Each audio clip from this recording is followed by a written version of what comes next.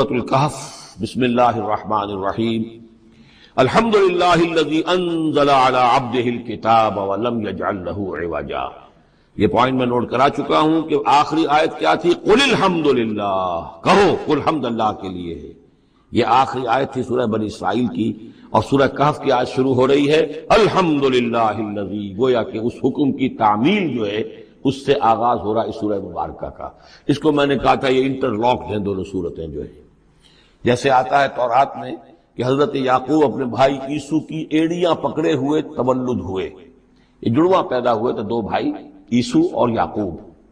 عیسو بڑے تھے، یعنی بڑے اس معنی میں جو بھی ہوتے ہیں جڑواں، ان میں جو پہلے جس کی ولادت ہو جائے وہ بڑا ہوتا ہے، چاہے 2 منٹ کا فرق ہو 5 منٹ کا فرق ہو۔ تو اس کی ولادت کے بعد پھر حضرت یعقوب کو عقب کہتے، پیچھے کو، پیچھے آنے والا یعقوب، اس لیے ان کا نام پڑ گیا ہے کہ یہ پچھلا ہے۔ جو پہلا تھا وہ عیسو تھا، عیسو کے بارے میں کچھ معلوم نہیں، ان کی اولاد وغیرہ کدھر گئی، بہرحال وہ ایک علیحدہ بحث ہے۔ تو اسی طریقے سے یہ سورہ کہف جو ہے گویا کہ سورہ بنی اسرائیل کی ایڑیاں پکڑے ہوئے قرآن مجید میں وارد ہو رہی ہے۔ اس میں آپ دیکھیے الحمدللہ الذی انزل علی عبدہ، وہی اللہ تعالیٰ نے اللہ کے اپنے رسول کی جو نسبت ہے اس کو عبد کے نمایاں کیا ہے، کتاب نازل کی ولم یجعل لہ عوجا، اور اس میں کوئی کجی نہیں رکھی، قیما، سیدھی، ٹھیک ٹھیک، روشن، مبین، لینذر بأسا شدیدا۔ اب یہ ہے لفظ جو بہت زیادہ غور کرنے کے قابل ہے۔ اس کتاب کے حضور پر نزول کے مقاصد میں سے ایک یہ بھی ہے خبردار کر دیں ایک بہت بڑی آفت سے۔ ویسے باسن جب واحد آتا ہے تو عام طور پر اس کے معنی جنگ ہوتے ہیں، جب جمع میں آتا ہے تو سختی، مصیبت، بھوک، فاقہ، یہ سارے بأسا۔ آیت البر میں بھی ہم نے پڑھا والصابرین فی البأساء والضراء وحین البأس۔ بأسا جب جمع میں آیا ہے تو فقر و فاقہ، تکلیف، مصیبت، اور حین الباس جنگ کے وقت۔ تو ان دونوں کو ذہن میں رکھیے، بہت بڑی آفت، بہت بڑی آفت، بہت بڑی آفت ایک تو ہے دجالی فتنے کی، دجال المسیح الدجال جو آنے والا ہے، جس کے بارے میں حدیث میں آتا ہے کہ کوئی نبی اور رسول ایسا نہیں گزرا جس نے اپنی قوم کو دجال کے فتنے سے آگاہ نہ کیا ہو، اور پوری انسانی تاریخ میں دجال کے فتنے سے بڑا کوئی فتنہ نہیں ہوگا، اور وہ ہر بندہ مومن کے امتحان کے لیے کڑا ترین جو ہے مرحلہ آ جائے گا، سخت ترین امتحان اس کا لیا جائے گا۔ تو یہ جو سختی ہے اس کی خبر دیتے ہوئے یہ سورہ مبارکہ نازل ہو رہی ہے، اور خاص طور پر اسے باسن اگر جنگ کے معنی میں لیں تو الملحمۃ العظمیٰ، کتاب الملاحم، جو کہ آپ دیکھیں گے احادیث کی کتابوں میں پورا باب ہے کتاب الملاحم، اور اس کا تعلق بھی دجال کے ساتھ ہے، کیونکہ پھر دجال ہی کو قتل کریں گے حضرت مسیح علیہ السلام نازل ہو کر۔ تو یہ سارا مسئلہ جو ہے اس کی خبر دینے کے لیے قیما لینذر بأسا شدیدا من لدنہ، گویا کہ یہ جو احادیث کی کتابوں میں آپ کو حدیث کے ابواب ملتے ہیں، چاہے وہ کتاب الفتن ہو اور چاہے وہ کتاب جو ہے آثار قیامہ ہے، اس طرح کے جتنے بھی ہیں، اور کتاب الملاحم ہے، یہ گویا کہ اس کی شرح ہے لینذر بأسا شدیدا من لدنہ، اور یہ ہوگا بھی خاص اللہ کی طرف سے، یہ آزمائش بھی، یہ دجال کا فتنہ بھی، یہ بہت بڑی جنگ بھی، جس کو آرمگڈون کہتے ہیں، کرسچین جو ٹریڈیشن ہے اس میں اس کے لیے لفظ ہے آرمگڈون، ایک بہت بڑی جنگ ہوگی۔ ڈکشنری میں بھی آپ دیکھیں گے کہ خیر اور شر کی قوتوں کے درمیان اس دنیا کے خاتمے سے پہلے ایک بہت بڑی جنگ ہونی ہے جس کا نام یہ آرمگڈون ہے۔ لینذر بأسا شدیدا من لدنہ وَيُبَشِّرَ الْمُؤْمِنِينَ الَّذِينَ يَعْمَلُونَ الصَّالِحَاتِ، اور تاکہ بشارت دے وہ ان اہل ایمان کو جو نیک عمل کرتے ہوں، أَنَّ لَهُمْ أَجْرًا حَسَنًا، کہ ان کے لیے ہوگا بہت اچھا بدلہ، مَاكِثِينَ فِيهِ أَبَدًا، اور وہ اس میں رہیں گے ہمیشہ ہمیشہ۔ یہ جو دجالی فتنہ ہے اس کے ساتھ ایک خاص مناسبت ہے سورہ مبارکہ کی۔ احادیث میں آتا ہے کہ دجالی فتنے کے اثرات سے بچنے کے لیے اس سورہ مبارکہ سے ذہنی اور قلبی رشتہ مفید ہے، اس کی تلاوت کرتے رہنا، خاص طور پر جمعے کے روز پوری سورہ کہف، ورنہ یہ کہ کم سے کم اس کی ابتدائی اور آخری آیات ان کی بڑی اہمیت ہے۔ دجالی فتنہ اصل میں کیا ہے سمجھ لیجئے کہ ایک تو ہے دجالی فتنہ بالعموم، دجل کہتے ہیں فریب کو، جیسے کہ کوئی نبی نہیں ہے، وہ اس نے فریبی لبادہ اوڑھ لیا، نبوت کا دعویٰ کر رہا ہے، وہ دجال ہے۔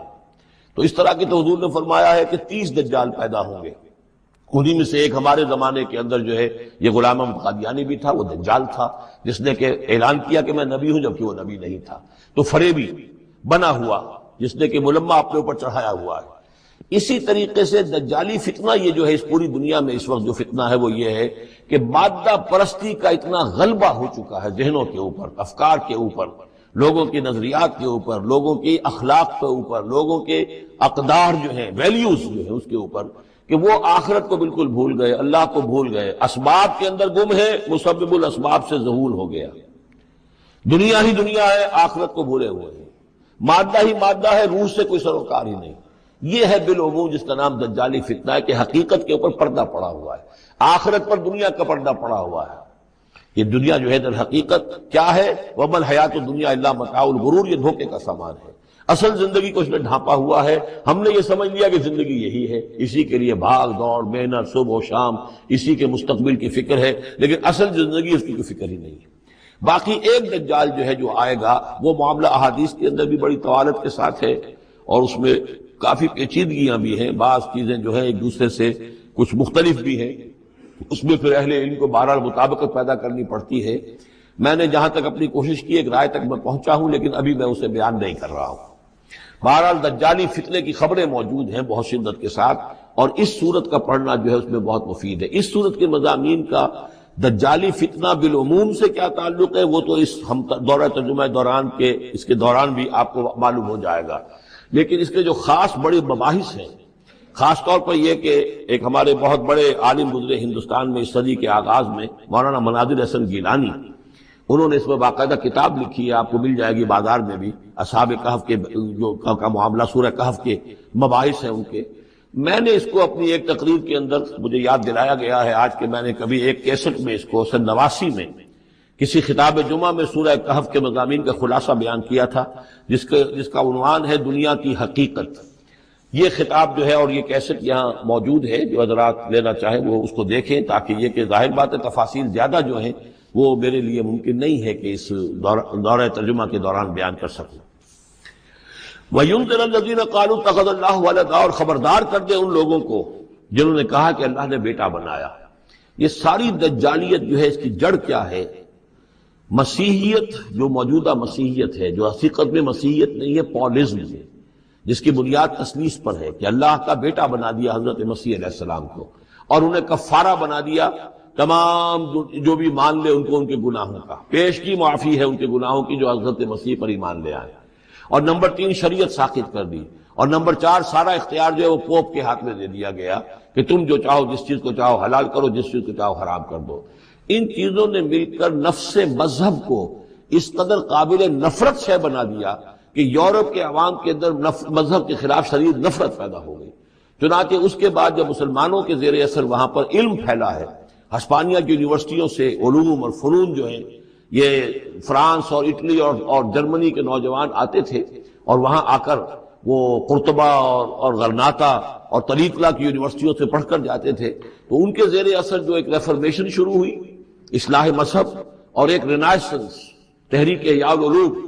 وہ جو اصل تو تحریک تھی اس بات کی کہ انسان علم کی طرف دوبارہ رجوع کرے، لیکن یہ کہ وہ علم جب آگے بڑھا ہے تو وہاں پہ عیسائیت کے خلاف جو رد عمل تھا اس کی وجہ سے اس میں مذہب کی دشمنی جو ہے اس تحریک کے اندر خود بخود شامل ہو گئی۔ تو مذہب سے بیزاری، روحانیت کا انکار، آخرت سے بالکل بے پرواہی اور اس کا بھی انکار، اور خدا ہے یا نہیں ہے اس سے کوئی سروکار نہیں، یہ جو اس تہذیب کے اصل میں اثرات بنے ہیں سارے، یہ اسی غلطیوں کا یہ اثرات ہیں، نتائج ہیں کہ جو عیسائی مذہب کے اندر جو یہ تحریفات کر کے جو غلطیاں کی گئی ہیں، اس کو یہاں کہا گیا ہے کہ ان لوگوں نے کہ جنہوں نے یہ عقیدہ ایجاد کیا، ما لہم بہ من علم، ان کے پاس اس کے لیے کوئی علمی سند نہیں ہے، ولا لآبائہم، نہ ان کے آباء و اجداد کے پاس کوئی سند تھی، کبرت کلمۃ تخرج من افواہہم، بہت بڑی بات ہے جو ان کے منہ سے نکل رہی ہے، بہت بڑی گستاخی ہے جو یہ اللہ تعالیٰ کی شان میں کر رہے ہیں، ان یقولون الا کذبا، یہ نہیں کہہ رہے مگر جھوٹ، سراسر سیدھا سفید جھوٹ بول رہے ہیں۔ فلعلک باخع نفسک علی آثارہم، تو اے نبی شاید کہ آپ اپنے آپ کو ہلاک کر لیں گے ان کے جو اثرات پڑنے والے ہیں،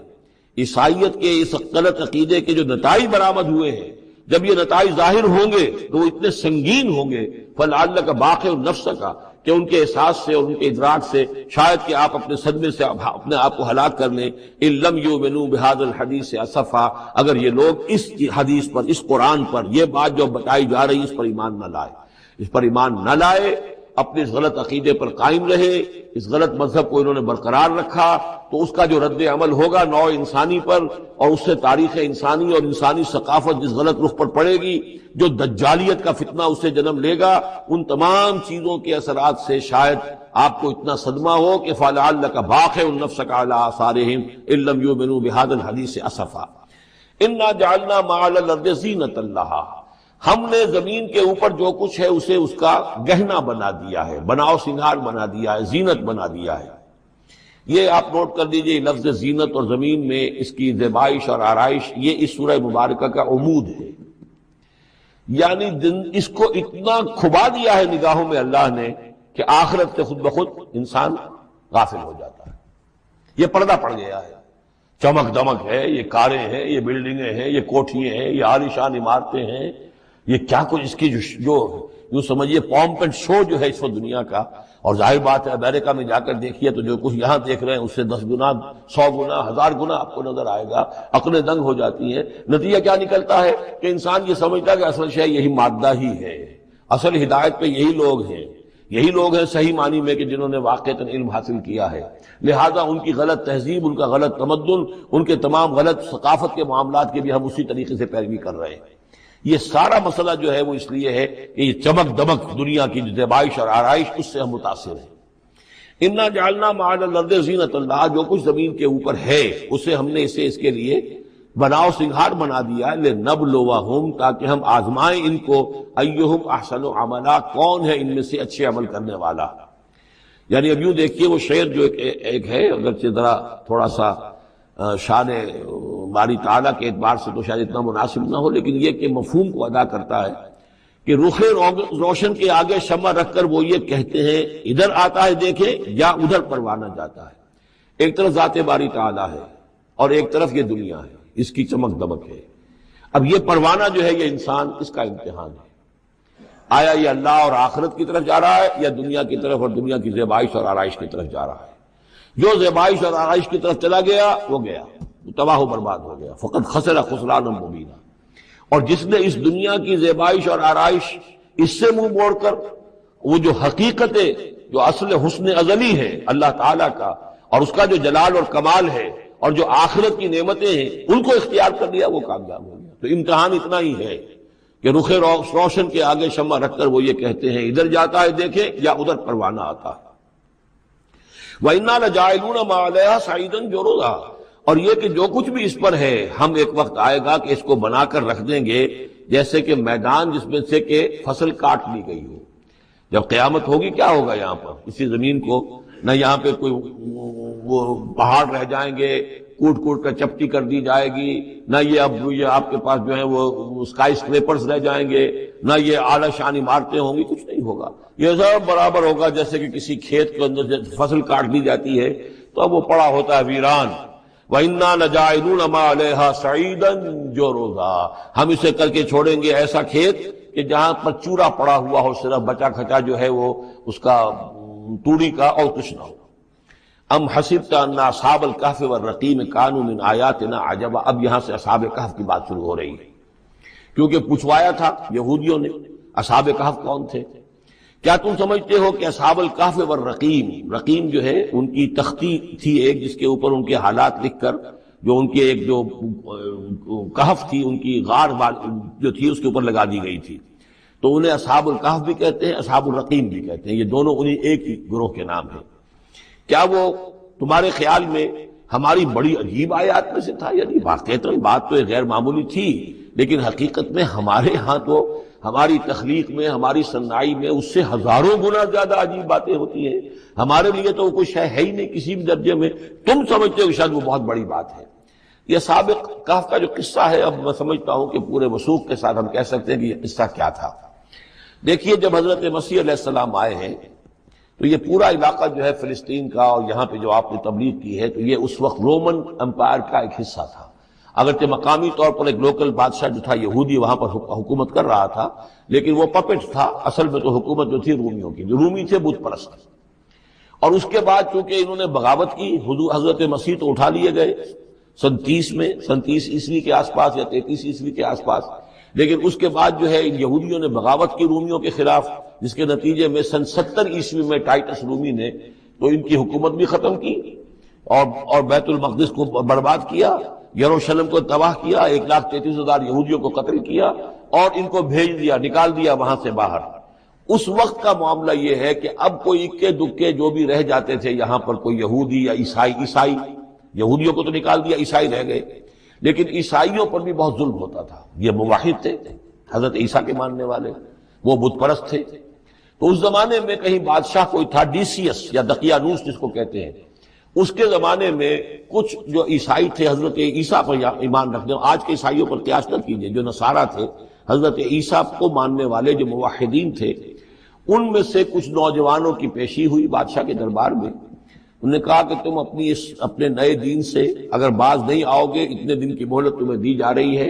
تو تمہیں سولی چڑھا دیا جائے گا، بس مہلت دی جا رہی ہے، جاؤ غور کر لو، سوچو۔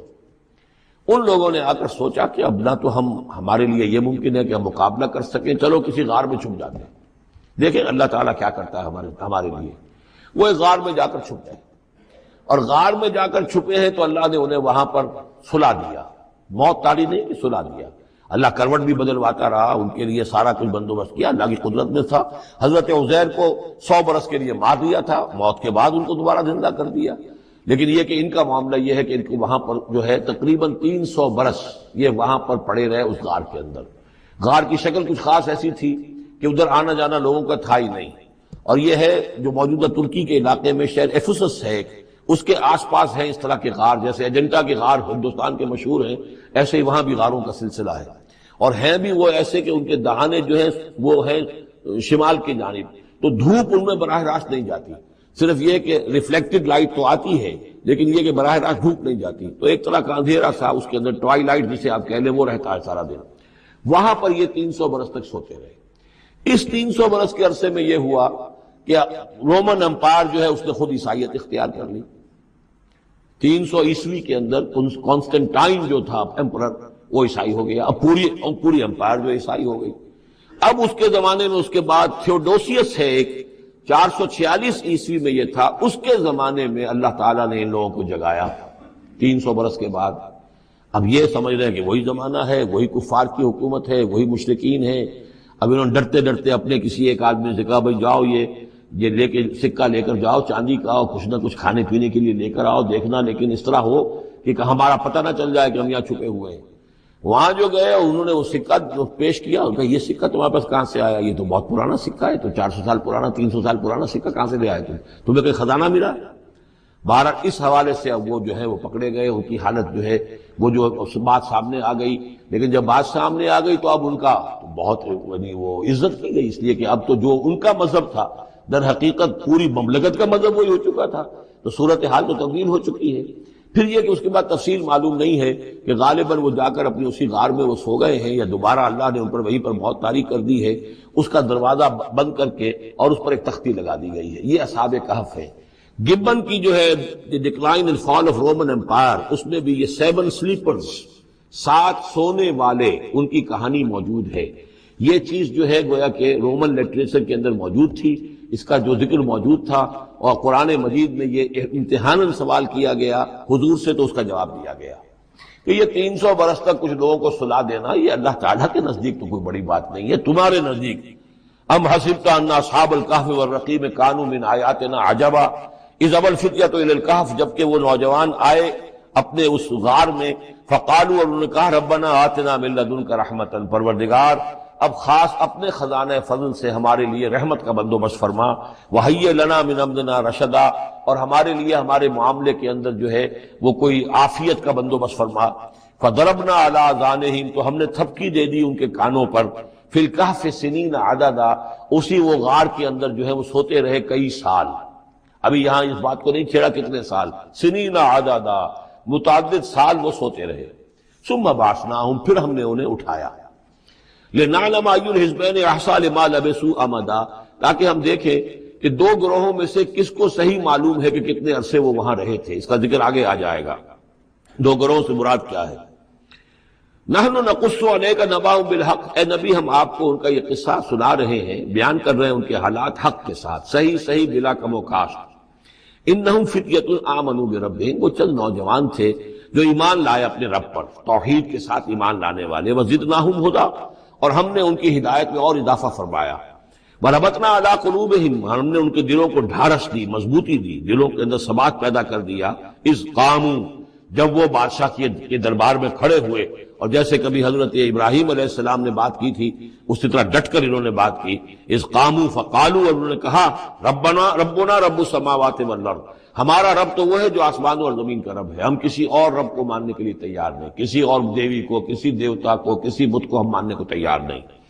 لن ندعو من دونہ الہا لقد قلنا اذا شططا، ہم اس کے ایک الہ کے سوا کسی اور کو پکارنے کے لیے تیار نہیں ہیں، ہم نے اگر ایسی کوئی بات کہی تو یہ تو عقل سے بہت دور کی بات ہو جائے گی۔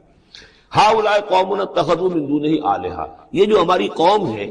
اس نے بہت سے آلہہ جو ہیں اختیار کر لیے ہیں اللہ کے سوا،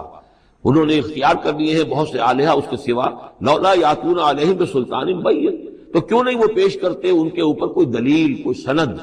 کوئی اللہ کی طرف سے اتاری ہوئی سند ہو، کوئی آسمانی کتاب ہو۔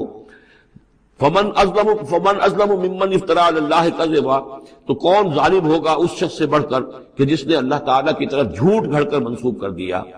اور اب اس کے بعد جب ان سے کہہ دیا گیا کہ ٹھیک ہے تمہارے لیے مہلت،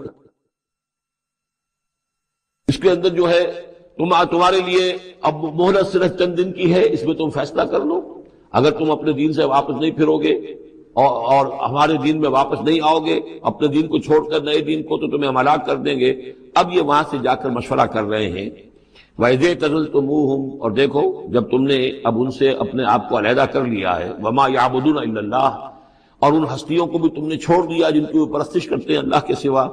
فَآوُوا إِلَى الْكَهْفِ، تو اب آؤ کسی کھو میں، کسی غار میں پناہ لے لیں،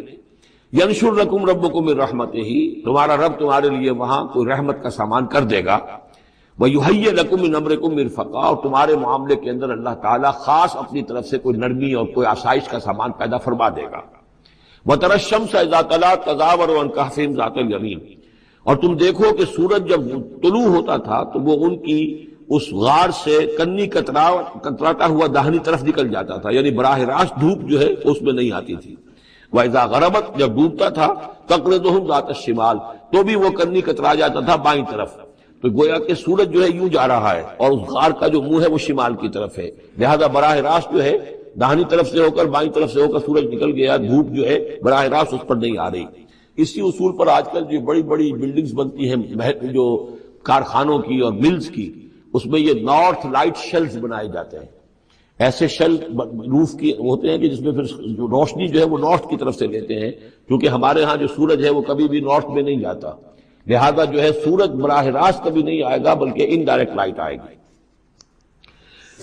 وَهُمْ فِي فَجْوَةٍ مِّنْهُ، اور وہ جو اس غار تھی اندر سے کھلی تھی، اس کھلی غار کے اندر جا کر وہ لیٹ گئے، سو گئے۔ ذَلِكَ مِنْ آیَاتِ اللَّهِ، یہ اللہ کی نشانیوں میں سے ہے، مَن يَهْدِ اللَّهُ فَهُوَ الْمُهْتَدِ، جو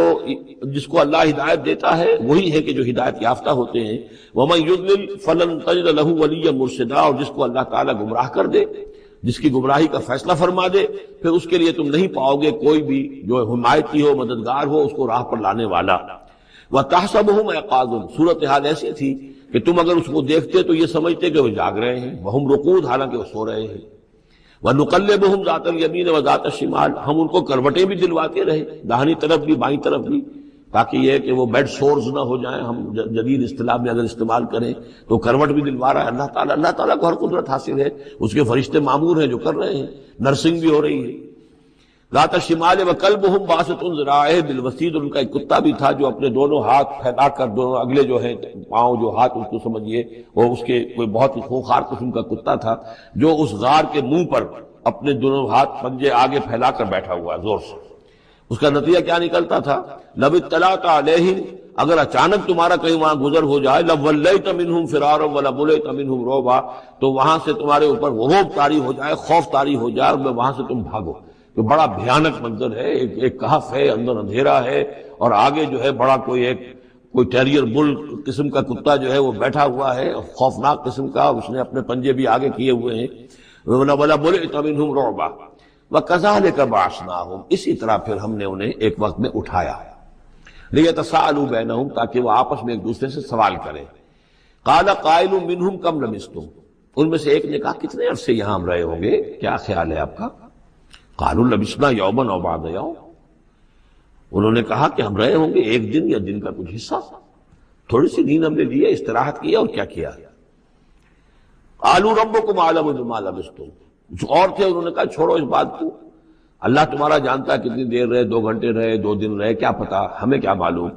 فَابْعَثُوا أَحَدَكُمْ بِوَرِقِكُمْ هَٰذِهِ، تو لو یہ چاندی کا سکہ، ورق جو ہے چاندی کو کہتے ہیں، تو اس کو دے کر ایک آدمی کو بھیجو الی المدینہ، شہر کی طرف، فَلْيَنظُرْ، وہ دیکھے، أَيُّهَا أَزْكَىٰ طَعَامًا، کہاں سے کوئی پاکیزہ خوراک مل سکے۔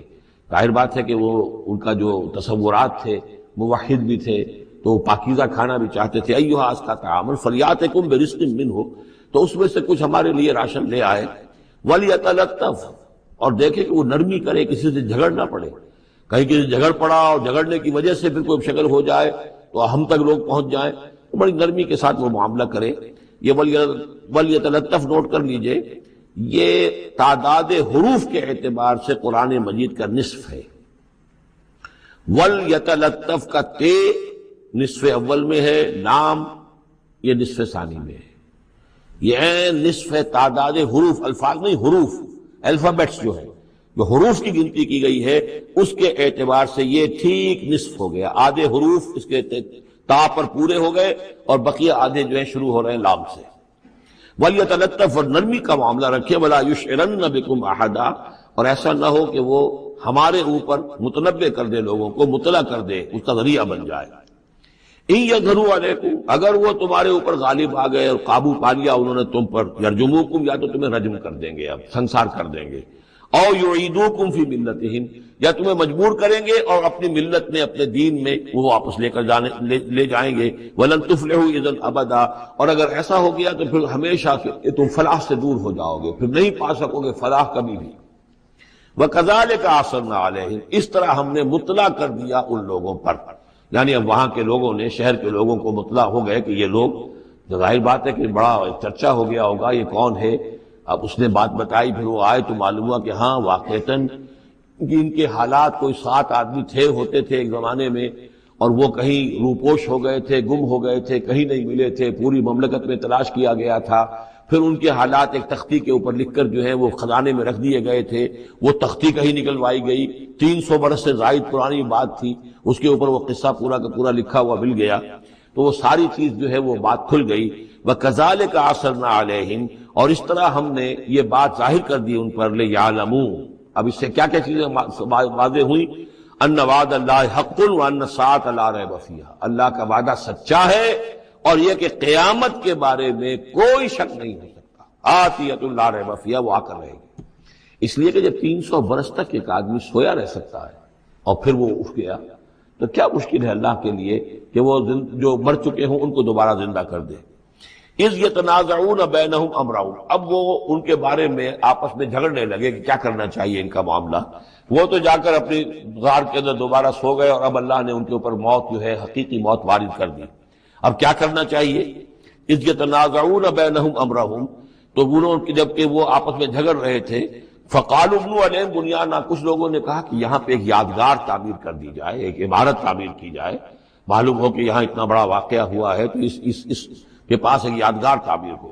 ربہم اعلم بہم، ان کا رب ان سے اب بہتر واقف ہے۔ قال الذین غلبوا علی امرہم، تو جن لوگوں کی بات مانی گئی، جو غالب آئے اپنی رائے کے اعتبار سے، انہوں نے یہ کہا لنتخذن علیہم مسجدا، کہ اب ہم یہاں پر ایک مسجد تعمیر کریں گے ان کی یاد میں۔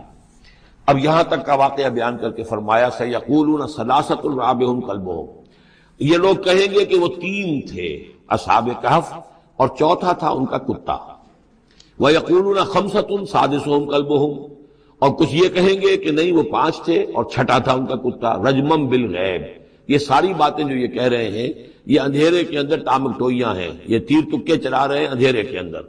وَيَقُولُونَ سَبْعَةٌ وَثَامِنُهُمْ كَلْبُهُمْ، اور ان میں سے کچھ وہ بھی ہیں جو کہتے ہیں کہ وہ 7 تھے اور 8واں ان کا کتا تھا۔ قُلْ رَبِّي أَعْلَمُ بِعِدَّتِهِمْ، کہہ دیجئے کہ میرا رب زیادہ بہتر جانتا ہے کہ ان کی تعداد کتنی تھی۔ مَا يَعْلَمُهُمْ إِلَّا قَلِيلٌ، نہیں جانتے اس چیز کو مگر بہت کم لوگ۔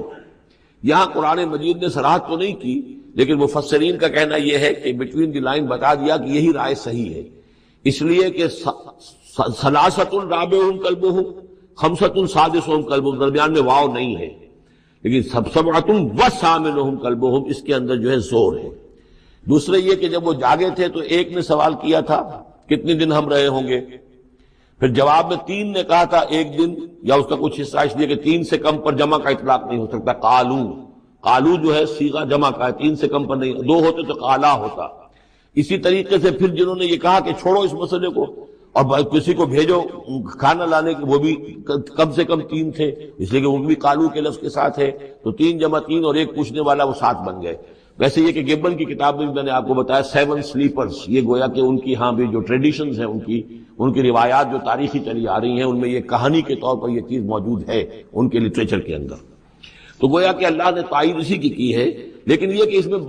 اس میں جھگڑنے کی ضرورت کیا ہے؟ فلا تمہارے فیہم الا مران ظاہرا، تو اس معاملے کے اندر اے نبی آپ ان سے کچھ زیادہ جھگڑیے مت، ولا تستفت فیہم منہم احدا، اور نہ ہی ان چیزوں کے بارے میں ان میں سے کسی سے پوچھیے، اس لیے کہ یہ چیزیں ایسی نہیں ہیں، اسی میں ہمارے لیے ہدایت ہے۔ جو چیز دینی اعتبار سے اہم نہ ہو، اور جو خاص طور پر جو ہمارے لیے جو اصل مسئلہ اس وقت ہے، اقامت دین کی جد و جہد اصل مسئلہ،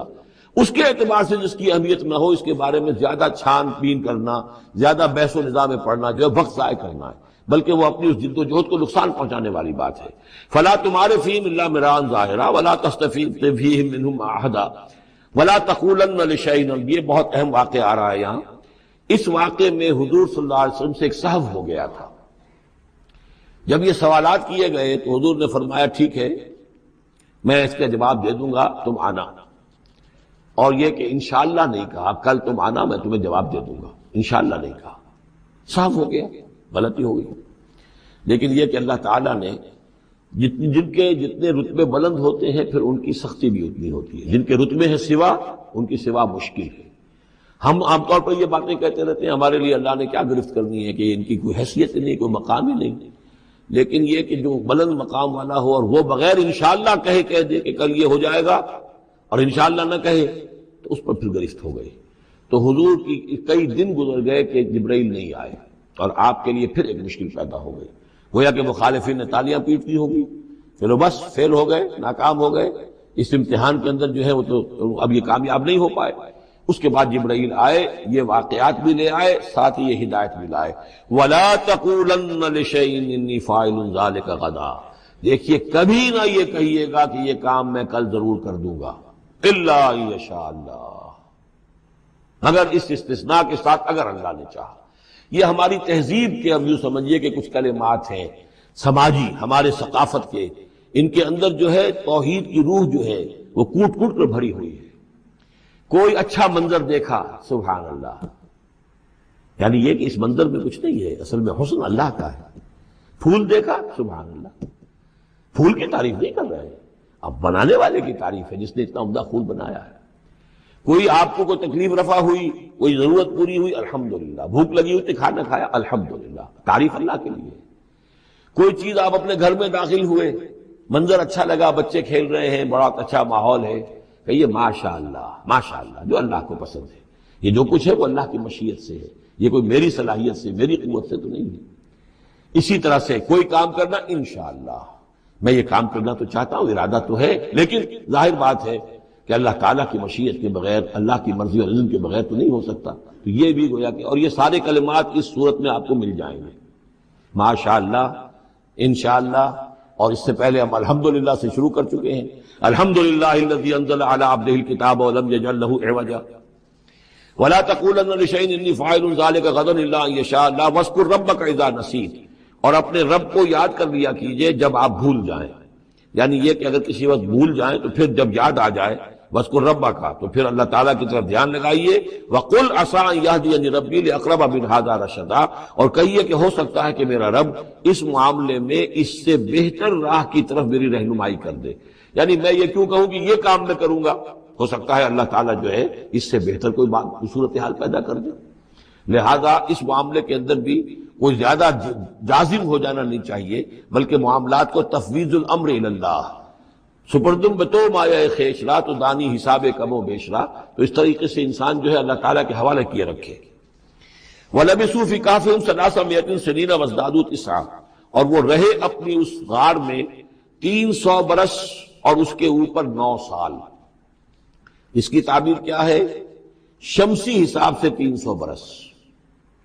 اور یہ 300 برس جو شمسی ہوتے ہیں جو سولر کیلنڈر کے، وہ قمری حساب سے 309 بن جاتے ہیں. اس حوالے سے یہ دونوں عدد بالکل صحیح ہے. قل اللہ اعلم بما لبثوا، کہیے یہ بھی اللہ بہتر جانتا ہے کتنے عرصے رہے، اس میں بھی بحث میں پڑھنے کی ضرورت نہیں. لہو غیب السماوات والارض، اللہ تعالیٰ ہی کے اختیار میں ہے اور اللہ ہی کے علم میں ہے غیب کل کا کل آسمانوں اور زمین کا. اب صرف یہی واسمع، کیا ہی عجیب اور اچھا ہے وہ دیکھنے والا، اور کیا ہی اچھا ہے وہ سننے والا. اس کی سماعت، اس کی بصارت کا تم کیا اندازہ کرو گے. ما لہم من دونہ من ولی، ان کا کوئی ساتھی اور پشت بنا اور مددگار اور حمایتی نہیں ہے اس کے سوا. ولا یشرک فی حکمہ احدا، اور وہ اپنے حکم اور اختیار اور اپنی حاکمیت کے حق میں کسی کو شریک کرنے کو تیار نہیں ہے. یہ جو توحید حاکمیت جو ہے، اس کے بارے میں نوٹ کر لیجئے، سورہ یوسف میں ہم نے پڑھا ان الحکم الا للہ امر اللہ تعبدوا الا ایاہ ذالک الدین القیم. سورہ بنی اسرائیل کی آخری آیت میں آیا وَلَمْ يَكُنْ لَهُ شَرِيكٌ فِي الْمُلْكِ، بادشاہت میں اس کا کوئی شریک نہیں. یہاں فرمایا وَلَا يُشْرِكُ فِي حُكْمِهِ أَحَدًا، وہ اپنے حکم اور حاکمیت کے اختیار میں کسی کو شریک کرنے کے لیے تیار نہیں. وَاتْلُ مَا أُوحِيَ إِلَيْكَ مِن کِتَابِ رَبِّكَ، اور اے نبی تلاوت کیجئے جو آپ کی طرف وحی کی گئی ہے آپ کے رب کی کتاب میں سے. یعنی یہ جو سخت حالات ہیں جن سے آپ گزر رہے ہیں، دباؤ ہے آپ پر بہت شدید، اس میں آپ کے لیے سہارا کیا ہے؟ وَمَا صَبْرُكَ إِلَّا بِاللَّهِ، اور اللہ کے ساتھ اپنا قلبی تعلق اور ذہنی رشتہ قائم کرنے کے لیے سب سے مؤثر ذریعہ کیا ہے؟ قرآن مجید کی تلاوت. وَاتْلُ مَا أُوحِيَ إِلَيْكَ مِن کِتَابِ رَبِّكَ، جو بھی آپ کی طرف وحی کیا گیا ہے آپ کے رب کی کتاب میں سے، اس کی تلاوت کرتے رہا کیجئے. لَا مُبَدِّلَ لِکَلِمَاتِهِ، اس کی باتوں کو بدلنے والا کوئی نہیں ہے. وَلَن تَجِدَ مِن دُونِهِ مُلْتَحَدًا، اور اس کے سوا آپ کو کہیں کوئی پناہ نہیں ملے گی. پناہ دینے والا بھی وہی ہے، کوئی اور پناہ نہیں دے سکے گا. سختی کتنی بھی ہے جھیلیے، برداشت کیجئے. اس سختی کو آسان بنا سکتے ہیں، اللہ کی کتاب کی تلاوت کیجئے اور کر کے سناتے رہیے اپنے ساتھیوں کو بھی. اسی سے تمہارے اوپر یہ سختیاں جو ہیں ہلکی ہو جائیں گی، ان بھاری چیزوں کو برداشت کرنا آسان ہو جائے گا. لیکن جان لیجئے پناہ ملے گی تو اللہ کے دامن میں، نہ کہیں جہاں میں پناہ ملی جو اما ملی تو کہاں ملی میرے جرم خانہ خراب کو تیرے عفو بندہ نواز میں. لن تجد من دونہ ملتحدا واصبر نفسک مع الذین یدعون ربهم بالغداۃ والعشی، اور اپنے آپ کو روکے رکھیے اور صبر کیجئے ان لوگوں کے ساتھ جو اپنے رب کو پکارتے ہیں صبح و شام. یہ اگرچہ غرباء میں سے ہیں، یہ بلال ہیں، یہ عبداللہ ابن ام مکتوم ہیں، یہ نابینا ہیں، یہ ابو فقی ہیں، یہ غلام ہیں، یہ عمار ہیں، اور یہ اسی طریقے سے خباب ہیں، لوہار ہیں. یہ لوگ جو ہے آپ ان کی اس رفاقت کو غنیمت سمجھیے.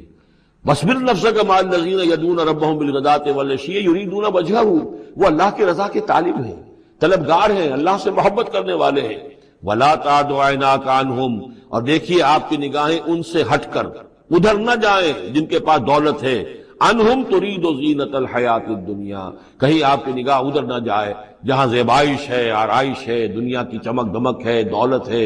آپ ولید بن مغیرہ کی طرف تو متوجہ ہوں اور عبداللہ ابن ام مکتوم کی جانب نہ ہو، معاذ اللہ ایسا نہ کیجیے. یہ بالکل وہی بات ہے جو ہم سورہ ہجر میں بھی پڑھ چکے ہیں. وَلَا تَمُدَّنَّ عَيْنَيْكَ إِلَىٰ مَا مَتَّعْنَا بِهِ أَزْوَاجًا مِّنْهُمْ زَهْرَةَ الْحَيَاةِ الدُّنْيَا، یہ جو بھی ہم نے ان کو دے رکھا ہے دنیا کا ساز و سامان، چمک دمک، اس کی طرف آپ کی نگاہیں نہ اٹھے. وَلَا تَعْدُ عَيْنَاكَ عَنْهُمْ، آپ کی نگاہیں ان سے ہٹ کر، انہیں نظر انداز کر کے ان لوگوں کی طرف نہ متوجہ ہو جائیں. ترید زینت الحیات الدنیا، تو کیا آپ بھی دنیا کی، کہ لوگوں کو یہ گمان ہونے لگے، شک ہو جائے کہ آپ کی نگاہ میں بھی دنیا کی زینت کا جو ہے بہت اس کی اہمیت ہے. وَلَا تُطِعْ مَنْ أَغْفَلْنَا قَلْبَهُ عَنْ ذِكْرِنَا، اور مت بات مانیے اس کی جس کے دل کو ہم نے اپنی یاد سے غافل کر دیا ہے. وَاتَّبَعَ هَوَاهُ، اور جو اپنی خواہش نفس کی پیروی کر رہا ہے. وَكَانَ أَمْرُهُ فُرُطًا، اور اس کا کام جو ہے وہ اعتدال سے بہت ادھر ادھر ہو گیا ہے. وَاتْلُ مَا أُوحِيَ إِلَيْكَ مِن كِتَابِ رَبِّكَ لَا مُبَدِّلَ لِكَلِمَاتِهِ وَلَن تَجِدَ مِن دُونِهِ مُلْتَحَدًا. وَاصْبِرْ نَفْسَكَ مَعَ الَّذِينَ يَدْعُونَ رَبَّهُم بِالْغَدَاةِ وَالْعَشِيِّ يُرِيدُونَ وَجْهَهُ وَلَا تَعْدُ عَيْنَاكَ عَنْهُمْ تُرِيدُ زِينَةَ الْحَيَاةِ الدُّنْيَا فلا تطع من اغفلنا قلبه عن ذکرنا واتبع هواه وكان امره فرطا وقل الحق من ربكم فمن شاء فليؤمن ومن شاء فليكفر انا اعتدنا للظالمين نارا احاط بهم سرادقها صدق اللہ العظیم۔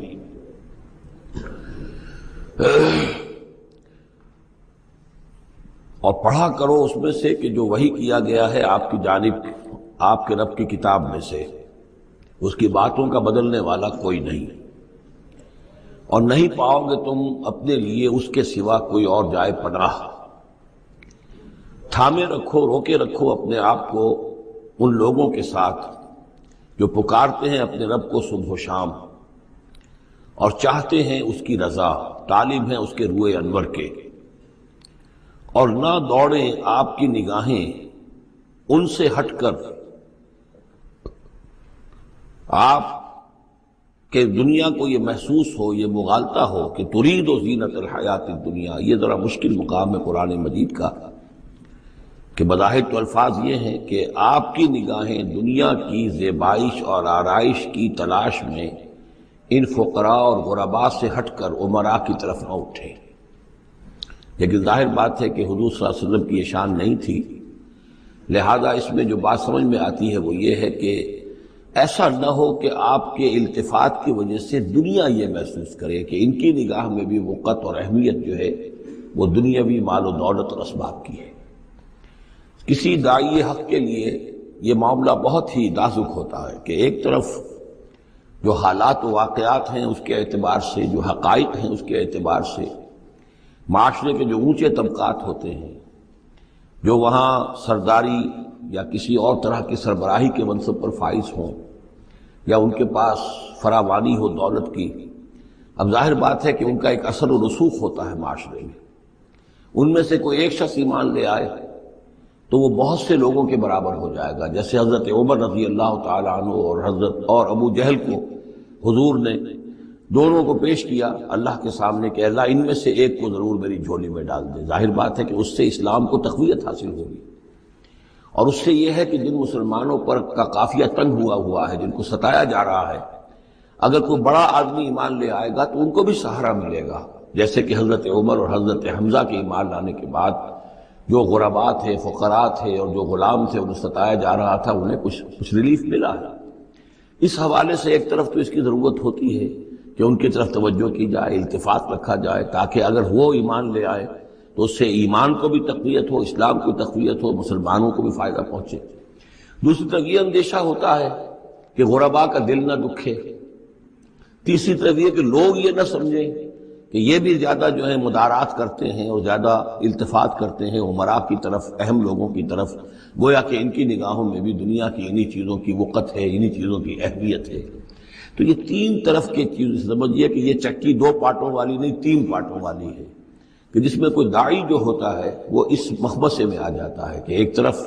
تقاضا یہ ہے خود تحریک کا، دعوت کا، اس جد و جہد کا، اس کے تقاضے یہ ہیں کہ ان کی طرف التفات ہو، ان کی طرف توجہ کی جائے تاکہ ان میں سے کچھ لوگ ایمان لے آئیں تو کام میں سہولت حاصل ہو، مدد حاصل ہو۔ لیکن دوسری طرف یہ منفی دو اثرات بھی موجود ہیں، تو اس کے مابین جو ہے حکم دیا جا رہا ہے حضور صلی اللہ علیہ وسلم کو کہ بہرحال آپ یہ احتیاط کیجئے کہ یہ تاثر نہ ابھرنے پائے کہ محمد کے نزدیک بھی صلی اللہ علیہ وسلم اصل اہمیت جو ہے وہ دولت مند لوگوں کی ہے۔ وَلَا تُطِعْ مَنْ أَغْفَلْنَا قَلْبَهُ عَنْ ذِكْرِنَا، اور مت کہنا مانیے ان لوگوں کا، یہ جیسا کہ میں نے بارہا عرض کیا ہے کہ دباؤ پڑ رہا تھا سرداران قریش کی طرف سے کہ کچھ ہماری بات مان لیجئے، کچھ ہم آپ کی مان لیں گے۔ تو یہاں گویا کہ اس پہ پھر متنبہ کیا جا رہا ہے کہ جن لوگوں کو دلوں کو ہم نے اپنی یاد سے غافل کر دیا ہے، محروم کر دیا ہے، آپ ان کی باتیں سنیں بھی مت، ان کی طرف دھیان بھی مت دیجیے۔ وَلَا تُطِعْ مَنْ أَغْفَلْنَا قَلْبَهُ عَنْ ذِكْرِنَا وَاتَّبَعَ هَوَاهُ وَكَانَ أَمْرُهُ فُرُطًا وَقُلِ الْحَقُّ مِنْ رَبِّكُمْ۔ یہ جو مضمون ابھی ہم نے دوبارہ پڑھا ہے، اس کو آپ دیکھیں گے کہ یہ 21ویں پارے کی آغاز میں پھر دوبارہ آئے گا کہ جب بھی شدید کشاکش کا دور آیا ہے تو اس میں یہی ہدایات اللہ تعالیٰ کی طرف سے آئی ہیں حضور کو اور حضور کی وساطت سے تمام اہل ایمان کو کہ قرآن مجید کے ساتھ تمسک جو ہے اور مضبوط کرو، قرآن مجید کے ساتھ اپنے تعلق کو اور گہرا کرو، اور اس کو پڑھنا اور اس کا جو ہے اس کے ساتھ جو ہے اپنے اوقات کا بسر کرنا، اس میں اور اضافہ کرو، اسی سے تم ان شدائد اور مصائب کا مقابلہ کر سکو گے۔ وَقُلِ الْحَقُّ مِن رَبِّكُمْ، اور کہہ دیجئے یہ حق ہے میرے رب کی طرف، تمہارے رب کی طرف سے جو میں پیش کر رہا ہوں۔ فَمَن شَاءَ فَلْيُؤْمِنْ وَمَن شَاءَ فَلْيَكْفُرْ، تو اب جو چاہے ایمان لائے، جو چاہے کفر کرے۔ یہ بالکل وہی بات ہے جو سورۃ الدہر میں کہی گئی ہے کہ اما شاکرا و اما کفورا، ہم نے پورا اختیار دے دیا، انا ہدیناہ السبیل اما شاکرا و اما کفورا، یہ اختیار ہم نے انسان کو دیا ہے، چاہے شکر گزار بندہ بنے، چاہے کفران نعمت کی روش اختیار کرے۔ تو یہاں انداز یہ ہے کہ آپ ان کفار سے کہہ دیں کہ میں دعوت پیش کر رہا ہوں، اب تمہیں ایمان لانا ہے لاؤ، کفر کرنا ہے کفر کرو، لیکن بین کی کوئی بات نہیں ہو سکتی، کوئی گیو اینڈ ٹیک، کوئی جو ہے کمپرومائز، یہ ممکن نہیں ہے۔ قُلِ الْحَقُّ مِن رَبِّكُمْ، ٹیک اٹ اور لیو اٹ، یہ حق ہے تمہارے رب کی طرف سے، چاہے اسے چھوڑ دو تو پورے کو چھوڑنا ہوگا، قبول کرنا ہے تو پورے کو کرنا ہوگا۔ فَمَن شَاءَ فَلْيُؤْمِنْ وَمَن شَاءَ فَلْيَكْفُرْ إِنَّا أَعْتَدْنَا لِلظَّالِمِينَ نَارًا، ہم نے ظالموں کے لیے، کافروں کے لیے، مشرکوں کے لیے آگ تیار کر رکھی ہے، احاطہ بہم سرادقها، اس کی قناتیں ان کا احاطہ کر لیں گی، وہ قناتوں کی شکل میں آگ ہوگی، ان کو گھیرے میں لے لیں گی۔ وَإِن يَسْتَغِيثُوا، اور اگر وہ پیاس سے جہاں بلب ہو کر پانی مانگیں گے، یغاثوا بماء کالمہل یشفی الوجوہ، تو انہیں ایسا پانی دیا جائے گا پینے کے لیے کہ جیسے بھول، یہ جو مہل کا ترجمے کئی کیے گئے ہیں، کھولتے تیل کی تلچھٹ، لاوا، پگھلا ہوا تانبا اور پیپ وغیرہ، مان سدید، ان میں، اور وہ اتنا گرم ہوگا یشفی الوجوہ کہ ان کے چہروں کو بھون دے گا۔ بئس الشراب، بہت ہی بری شے ہوگی پینے کی، وساعت مرتفقہ، اور یہ ان کے لیے ان کی آرام گاہ جو بنے گی جہنم، بہت ہی بری آرام گاہ ہوگی۔ اس کے برعکس وہی سائملٹینیس کنٹراسٹ کا اسلوب، ان الذین آمنوا وعملوا الصالحات، جو لوگ ایمان لائیں اور نیک عمل کریں، انا لا نضیع اجر من احسن عملا، ہمارا یہ اصول نہیں ہے کہ جو لوگ اچھے عمل کریں ان کے اجر کو ہم ضائع کر دیں، ان کا اجر بھرپور انہیں ملے گا۔ اولئک لہم جنات عدن تجری من تحتہم الانہار، یہ وہ لوگ ہیں کہ جن کے لیے ہیں وہ رہنے والے باغات، ریزیڈینشل گارڈنز، جن کے دامن میں ندیاں بہتی ہوں گی، یحلون فیہا من اساور من ذہب، انہیں پہنائے جائیں گے وہاں کنگن سونے کے، ویلبسون ثیابا خضرا من سندس، اور ان کو وہ پہنیں گے وہاں پر کپڑے سبز رنگ کے، باریک ریشم کے اور گاڑھے ریشم کے، یعنی اوپر کا لباس جو ہوگا وہ باریک ریشم کا ہوگا اور جو نیچے کا لباس ہوگا وہ گاڑھے ریشم کا ہوگا۔ متکئین فیہا علی الارائک، اور وہ وہاں پر تکیہ لگائے ہوئے، ٹیک لگائے ہوئے بیٹھے ہوں گے تختوں کے اوپر۔ نعم الثواب، کیا ہی اچھا بدلہ ہو